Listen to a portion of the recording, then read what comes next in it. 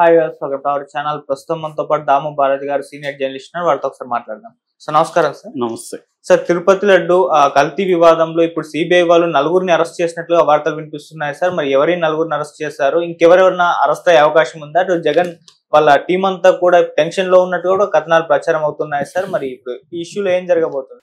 మనకు తెలుసు అక్టోబర్లో సుప్రీంకోర్టు సిబిఐ విచారణ ఆదేశించింది. ఇందులో సిబిఐ తరఫున ఇద్దరు, స్టేట్ పోలీస్ తరఫున ఇద్దరు, తర్వాత FSSAI అంటే food safety and standards authority నుంచి ఒకరు ఎక్స్పర్ట్ ఉండాలని చెప్పింది. ఈ 5 మందితో కాన్స్టిట్యూట్ చేశారు. దాంతోపాటు ఒక 30 మంది పోలీసు ఉన్నతాధికారులను కూడా ఈ సిట్కి కేటాయించారు. సో అక్టోబర్ నుంచి సిట్టు రంగంలోకి దిగింది.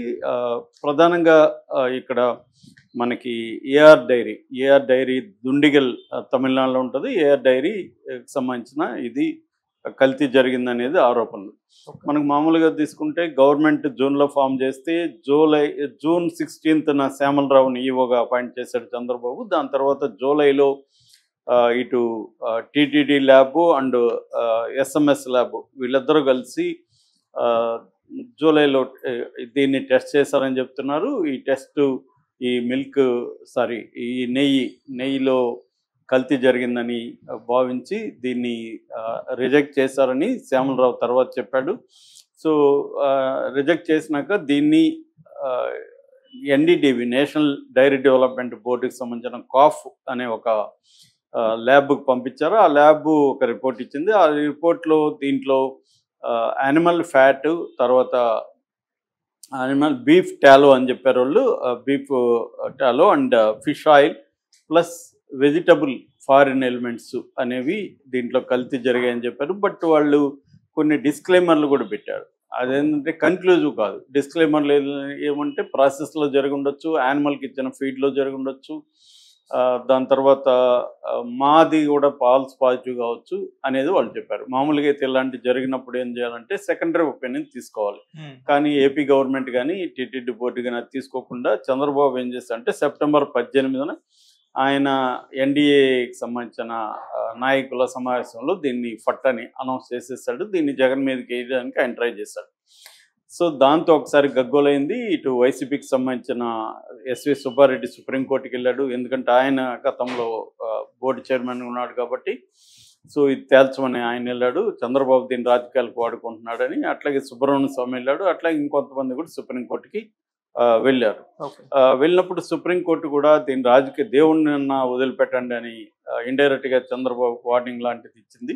దాంతో అప్పటికే చంద్రబాబు సెప్టెంబర్ 26న ఒక సిట్టు కూడా వేశాడు ఆంధ్రప్రదేశ్ పోలీసులతో. దాన్ని కూడా సుప్రీంకోర్టు ఆపేసి ఆ తర్వాత సపరేట్గా CBIతో సిట్టు వేస్తుంది. ఆ తర్వాత మనకు తెలుసు టీటీడీ మళ్ళీ ప్రకటించింది. ఫస్ట్ టైం అసలు చంద్రబాబు ఎలా మాట్లాడాడంటే కల్తీ నెయ్యితోనే లడ్డులు తయారైపోయినాయి, తినేశారు జనం అనే విధంగా ఆయన మాట్లాడాడు. బట్ దాన్ని ఎవరు భక్తులు నమ్మలేదనే దానికి ఎగ్జాంపుల్ ఏమంటే ఆయన సెప్టెంబర్ 18న అనౌన్స్ చేస్తే సెప్టెంబర్ 20 నుంచి 23 వరకు ఆ 3 రోజుల్లో 13 లక్షల లడ్లు అమ్ముడుపోయినాయి. అంటే ఆ ప్రభావం పెద్దగా అంటే చంద్రబాబు రాజకీయాల కోసం మాట్లాడుతున్నాడు అనేది భక్తులకు కూడా అర్థమైంది. ఎవరు పట్టించుకోలేదు. సో దాని తర్వాత దాన్ని చంద్రబాబు రాజకీయాలకు వాడుకుందాం అనుకుంటే దాన్ని హైజాక్ చేశాడు పవన్ కళ్యాణ్. దాంతో ఆయన ప్రాయచిత్త దీక్ష అనేది చేశాడు. యాక్చువల్గా లడ్డు అనేది మనకి 1715వ సంవత్సరం నుంచి కూడా తిరుమలలో ఉందన్నమాట. అంటే 18th century, early 18th century నుంచి కూడా అక్కడ లడ్డు ఉంది. రోజుకి ఇప్పుడు అరౌండ్ 3 లక్షల లడ్డూలు తయారు చేస్తారు. 500 కోట్లు revenue per year, annual revenue 500 కోట్ల వరకు లడ్డూలోనే ఉందన్నమాట. ఆ స్థాయి దీన్ని ఇది రాజకీయమయం చేసేసారు. దాంతో సుప్రీంకోర్టు ఎంటర్ అయింది. CBI రంగంలోకి దిగింది. CBI ఇప్పుడు ఏంటంటే ప్రధానంగా ఇప్పటి వరకు ఈరోజు యాక్చువల్గా తిరుపతిలో కోర్టులో ప్రవేశపెట్టారు నలుగురిని. వాళ్ళకి 14 రోజులు యథావిధిగా రిమాండ్ పెట్టారు. 470/24 కేసు నెంబరు ఇది. సో దీంట్లో ఎవరెవరిని పెట్టారంటే 3 డైరీలకు సంబంధించిన వాళ్ళని పెట్టారు. అందులో ఏఆర్ డైరీ మనకు ఆల్రెడీ పాపులర్. రెండోది బోలే బాబా డైరీ రూర్కీ ఉత్తరాఖండ్లో ఉండే రూర్కీ రూర్కెనా టౌన్లో ఉండే బోలేబాబా డైరీ. మూడవది చిత్తూరు జిల్లా పొనంబాకంలో ఉండే వైష్ణవి డైరీ. ఈ 3 డైరీలు. అంటే ఈ ఏఆర్ డైరీతో మేజర్ ప్రాబ్లం అంటే ఏఆర్ డైరీ జగన్ ప్రభుత్వంలో ఒప్పందం అయితే కుదుర్చుకుంది. అయితే నెయ్యి సరఫరా జగన్ అప్పుడు చేయలేదు, తర్వాత చేసింది. సో ఈ ఏఆర్ డైరీ ఏంటంటే తన కెపాసిటీ కంటే ఎక్కువగా కోట్ చేసి సంపాదించుకుంది. తన కెపాసిటీ అంత లేదు. అంటే వాళ్ళకి అక్కడ జగన్ ఇప్పుడు దొరుకుతాడా ఏమన్నా, అంటే జగన్ అక్రమాలు చేశాడా లేకపోతే ల్యాప్సెస్ ఉన్నాయా, అంటే ఇప్పుడు ఆ డైరీ కెపాసిటీ ఎంత, ఆ కెపాసిటీకి తగినట్టుగా వాళ్ళకి కాంట్రాక్ట్ ఇచ్చారా అనేది తేలాల్సి ఉంది. సో ఏదేమైనా కెపాసిటీ కంటే ఎక్కువ అతను ఒప్పుకొని అతను ఏం చేస్తున్నాడంటే వేరే డైరీల నుంచి నెయ్యి తెప్పించుకుంటున్నారు. యాక్చువల్గా AR dairy and Vaishnavi dairy వీళ్ళిద్దరు కుమ్మక్కైనట్టుగా తెలుస్తుంది. వీళ్ళిద్దరు కుమ్మక్కై ఏం చేస్తున్నారంటే రూర్కీ నుంచి బోలేబాబా డైరీ నుంచి నెయ్యి వచ్చినట్టుగా తప్పుడు రికార్డులు క్రియేట్ చేశారు. సో రూర్కీలో ఉండే బోలేబాబా డైరీలో కూడా అంత కెపాసిటీ లేదు, వీళ్ళకి సప్లై చేసే అంత కెపాసిటీ లేదు. సో అక్కడ రికార్డులను తారుమారు చేసినట్టుగా సిబిఐ గుర్తించింది. సో ఇందులో AR dairy number 1 accuser number 1 అయితే వైష్ణవి డైరీ నెంబర్ 2 అయితే రూర్కీలో ఉండే బోలేబాబా డైరీ కూడా నెంబర్ 3 అనమాట. సో వీళ్ళకి సంబంధించి రూర్కీ బోలేబాబా డైరీకి సంబంధించి విపిన్ గుప్తా అండ్ పోమిల్ జైన్ అనే ఇద్దరిని అరెస్ట్ చేశారు. అట్లాగే ఈ ఏఆర్ డైరీ నుంచి రాజశేఖర్ అనే ఒక అతన్ని అరెస్ట్ చేశారు. తర్వాత వైష్ణవి డైరీ నుంచి అపూర్వ చవాడ ఆమె వీళ్ళని అరెస్ట్ చేశారు. నలుగురిని ఇప్పటికే అరెస్ట్ చేసి కోర్టుకి ప్రొడ్యూస్ చేశారు. అంటే ఒక కొలిక్ వస్తుందని అర్థమవుతుంది. కల్తీ జరిగిందా లేదనేది దీంట్లో ఇంకా సిబిఐ చెప్పలేదు, కానీ అక్రమాలు జరిగాయి. అంటే వీళ్ళ కెపాసిటీ లేకుండా తప్పుడు డాక్యుమెంట్లు క్రియేట్ చేసి వేరే డైరీల నుంచి తెచ్చినట్టుగా వైష్ణవి డైరీని సప్లై చేసింది.